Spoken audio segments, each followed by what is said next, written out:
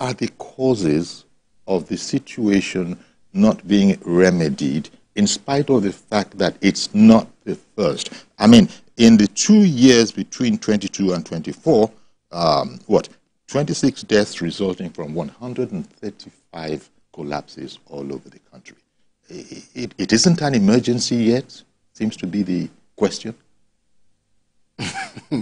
Well, of course, as I said earlier, before we went on air, it's so unfortunate that it's only when we have collapses that media houses all over the whole place start calling us. I've been at radio stations, we've had to release newspaper articles and all the rest. And here we are now at the TV station, so many other TV stations. It's a systemic thing. There's something wrong with the system. Yes. You can't address, for example, now, let's assume we start taking remedies today. We start having statistical remedies. Okay, let's do this, and then we start thinking that it will reduce tomorrow morning. It's not going to. Okay. A problem that has been known for 100 years, 50 years, you cannot put a recipe today and expect a final solution tomorrow. A house that was built 30 years ago, for example, maybe it has been gradually collapsing over the years without us noticing. Yeah. Then the rains come, the ground is a bit not so stable, sinking holes come, and a lot of other things. Boom. Oh, we do have sinking holes. Not exactly. Okay, yeah. Because I was surprised by the terminology. Yes, sinking holes, sliding.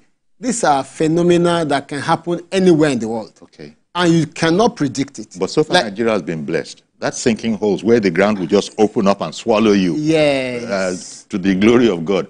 We just like hurricanes and that kind of thing, we don't have Yes, that. I need us to be scientific about this. Hurricanes, earthquakes, you don't see them happening here.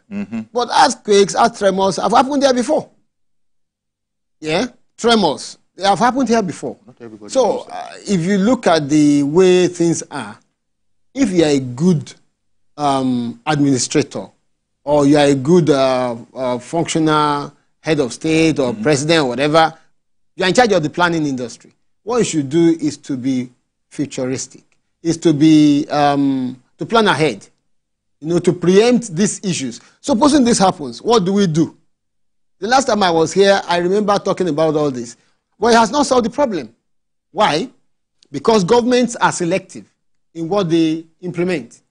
Government of Lagos State, for example, has been very, very proactive.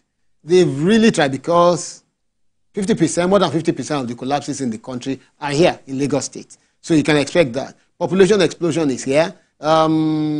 Overloaded houses here. And a lot of other things that can cause collapse.